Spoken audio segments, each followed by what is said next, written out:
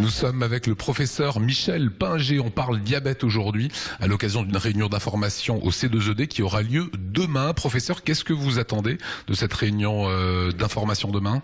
Alors c'est une réunion de sensibilisation, d'information qui vise à proposer à un certain nombre de patients alsaciens de participer à un large programme national sur la recherche des marqueurs du risque de diabète, marqueurs génétiques, et qui permettrait à terme de pouvoir détecter très tôt les gens qui seront un jour diabétiques et dans ces conditions-là leur proposer des mesures préventives pour essayer de retarder l'apparition de ce diabète. Bien sûr, je parle du diabète de type 2.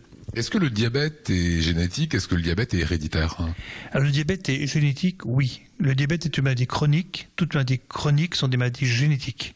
L'hérédité, ça veut dire qu'il y a un gène anormal que l'on se transmet de génération en génération. Ça veut dire que celui qui a des parents diabétiques aura le diabète? Celui qui a des parents diabétiques aura plus de risques de faire un diabète, sachant bien que la génétique ne suffit pas dans la grande majorité des cas, qu'il faut d'autres facteurs qu'on appelle les facteurs d'environnement.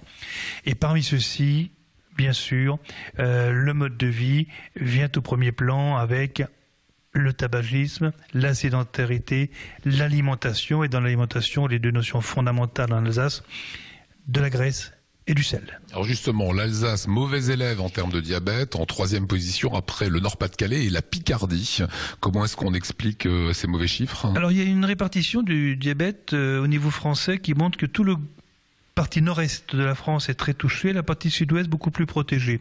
Et puis aussi un comportement et un mode de vie qui est quand même très différent dans ces parties plus froides de la France que dans les parties plus chaudes.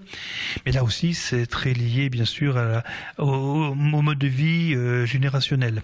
C'est quoi? C'est l'alimentation? C'est l'alimentation, c'est surtout ce que je dis, les graisses et le sel, c'est l'alimentation qui sont très riches, qui sont très caloriques, qui sont là pour lutter contre le froid. Bien sûr, il y a un comportement alimentaire qui est pas très bon, mais il y a aussi des gènes qui font qu'à comportement alimentaire égal, certains font plus de stockage, plus d'obésité et donc plus de diabète.